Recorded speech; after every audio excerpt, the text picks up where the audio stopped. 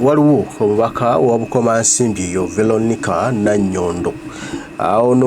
mubaka mukyala era ali ku ticket ya National Unity Platform avuddeyo n'ategeeza Parliament banawandika ebbanka luwennene bwaguuga nga giwandikira Speaker Anita Amongi nga yemulugunya mbu yakakibwa okuteeka omukono ku kiwandiiko ekigobwa ba commissioner ku bwa commissioner abali enguzi mbono yamukaka yamutuza mu kasenge n'amuteeka ku mudumo gw'emmundu Joel Senyonyi Bisekezi kulira government ya Kyagulanyi mu Parliament mbu era okusayininga ku bintu bino ye ayitasoose kusomamu mbu yasayininga busayinizi era nga ayagala omukono gwe guwanduukulwe kweje emikono egyateereddwako okujja Obwesigwa mu Mpuuga Mapuuga ate nno kyatategedde nti Joel Senyonyi si ali mu nteekateeka zino era Joel Senyonyi si ayina empapula ezisayiningibwako okujja Obwesige mu Mpuuga Mapuuga ne banne empapula ezo azirina era atembeeta ensonga eyo ejjewero yesse kikubo wa NRM ombaka w'emiyaga yatembeeta ensonga ezo era empapula yazirina ku desk ye ku basayiningira so twasayiningira mu yafeesi ya Joel Senyonyi eyo neberanga nga yayogedde bifu at the start kale nyatusobe tulabe tubiyitemu mpolampola omanyi obukuusa bw'abantu ababbi abayake abayaye bwawe ensimbi n'agamba nti byasayiningako mukono teyasooka bisomamu naye nga ne byawandiise nga yeemulugunya era nga ayagala bawanduukulule nabyo nga tabisomyemu byabaka Parliament betulina babofu wulira bagambye nti omubaka omukyala wa district ya Bukomansimbi Veronica Nanyondo awandikidde Speaker ebbaluwa bukubirire nga asaba omukono gwe gujjibwe ku kiwandiiko ekiwagira okujja Obwesige mu bakamisona ba Parliament kubanga yagussaako oluvannyuma lw'okuwuddisibwa omubaka Nanyondo ategeezezza Speaker nti abamuwuddisa okuteeka omukono ku kiwandiiko kino bakozesa kakodyo ka mulimba nti lwali lukalala lw'ababaka abaali beetabye mu lukiiko olwayitibwa akulira oludda oluvuganya gavumenta Joel Senyonyi Nsekezi Lop Veronica Nanyondo agamba nti ye ebyokujja Obwesige mu bakamisona si byaliko kubanga tekyakoleddwa mu mutima mulungi muwulidde ne position y'ekibiina tagiriiko ku buli bw'enguzi kubanga naye engeri gy'ajjamu mu Parliament yali yakiyeekera yakivandulo kubanga muganda we bbeeyi ya birime yali bali bamuyitaani bbeeyi ya birime omukyala erinnya nderabidde bbeeyi ya birime yali bbeeyi ya birime erinnya ligenze naye nga kyemitutuuka bbeeyi ya birime yafa mu kabenja kataategeerekeka bwe yafa ono ne bamukwatanga muganda we ne bamugamba adde mu kifo kya muganda we bw'atyo wazaala yidingira era National Platform bwe yajja waaliwo candidate eyaliyo nzituuka okuba nga mwena mumanyi candidate y'omukyala eyali Bukomansimbi wa National Platform so omukyala oyo bamuwamba nako n'abuzibwawo n'amala ebbanga talabika oluvannyuma n'addamu n'alabibwa abasajja be bamusesema olwa pressure nene ng'omukyala yayitibwa Zulaika Nalukenge Sekitto omukyalo oyo yali agenda okukwata National Platform bendera ku bubaka obukyalo bwe Bukomansimbi naye ne batuuka ku nzikiriziganya ng'ekibiina nti onuka abadde watujja tumuleka tulabe ne kati olw'okubanga baamuleka kati alowooza ali comfortable nnyo mbu twali amuvuganya n'olwekyo Mpuuga amulimba nti tugenda kubbira akalulu nange bagenda kanzibira naye bagenda kakubbira era ne baagala emmanga naye mbuno bagenda kamubbira mbu ne bedi bwanika bagenda kamubbira one kino ekitamiivu ky'entebe ekyani omusajja omutamivu ali Entebbe wa DP block embwatekamwa nkakembo mbwatekamwa bwekito ndowooza bwe kiri abo babalimba bagenda kubabbira akalulu kati ekibayinudde basitudde amapapa bwe bati baba bako sente ze babba bakozese abo mb'okulaga nti national unity platform teri bulungi okubagatta Mpuuga ne bagattako ono omusajja w'Ebusiro Medad Segona waliwo n'ow'Ekira municipality nejane kati lingenze oba yava ku mulamwa Ssemujju Ibrahim Nganda bebo bali mu kukozesa okuteekawo enjawukana mu baana ba Nambi Museveni bayitamu okuwa ensimbi era babanywezezza bwati mu 5 era bakozesa abazinisa kadingidi gyabaza gyayagala okubazza basobole okuwekeninga national platform mu Buganda ekitagenda kusoboka kati bo babalamu no bwotwala Mpuuga n'otwala Bedi Bwanika n'otwala ono Veronica basatu n'otwala Lumbako omukyalo w'e Masaka Namalfanga Dabana mbu n'otwala Segona abatano n'otwala ani omulala bali mu kwerimba bwe batyo ne bepangapanga bwe batyo mbu national platform ebe weekendinze ebe egenze kati nowulira ekiwandiiko kyawandise kigamba bwe kiti yakiwandise nga nnya lunaku olwaleero nga kiwandikira speaker wa parliament ng'agamba withdraw of signature n'agamba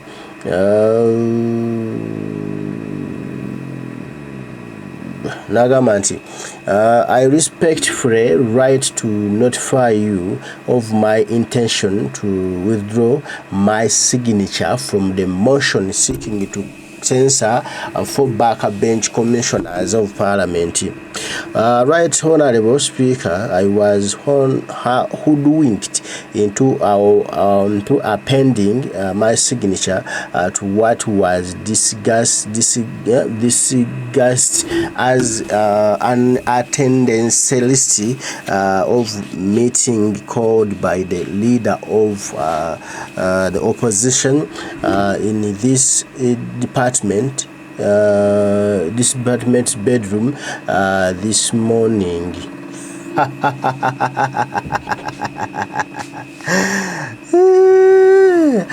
To this end, I'm writing to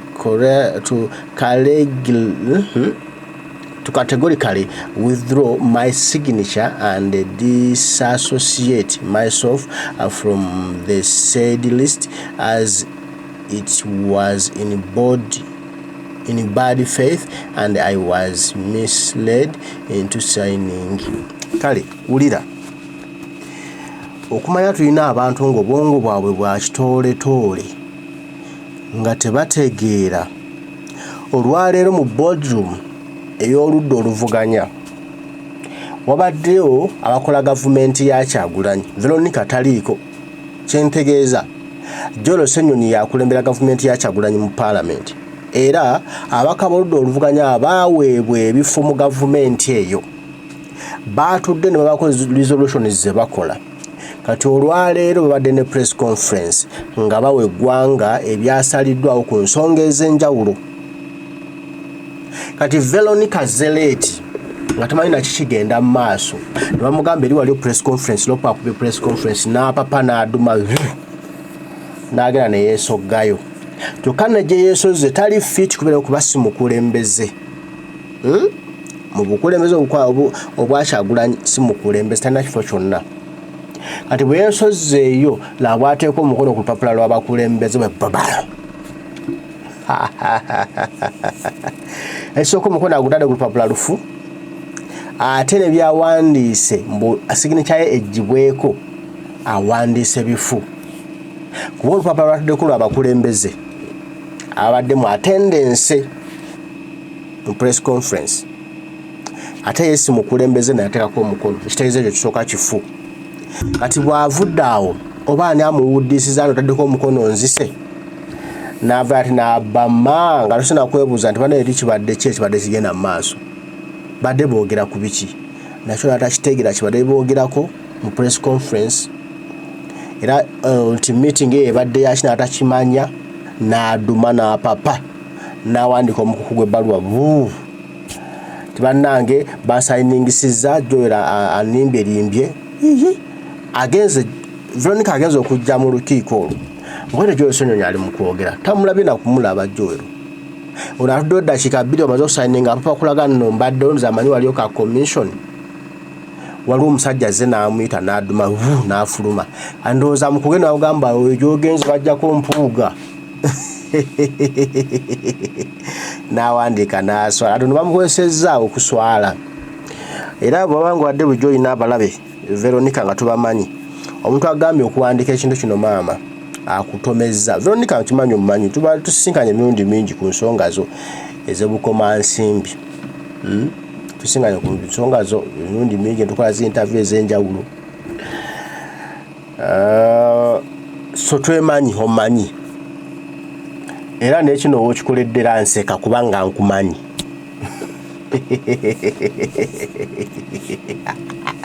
teziriiko kati gwe wulira Veronica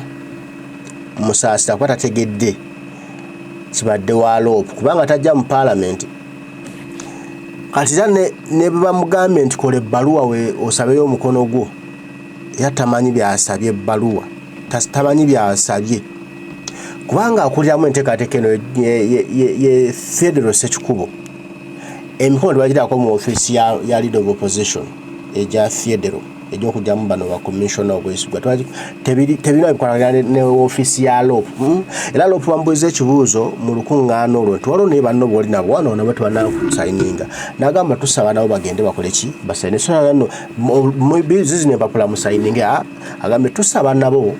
baddemu ansa z'abalonzi babanga beesiga balonzi ababalonda bagende basayininge tabagambe nti mujjo wano musayininge ola bagende ewo yavunaanyizibwa solopusi yavunaanyizibwa mu yafeesi ye kati Veronica mukazi wattu bamutomeza bazo mutomeza Mpuuga n'akuba ekifaananyi n'akiweereza ku BBS ne CBS bafulumye eggulire mbakyankalanya internet kale wulira obudongo okubanga temumanyi mawulire ekisooka amawulire okufuuka amawulire galina kuba matuufu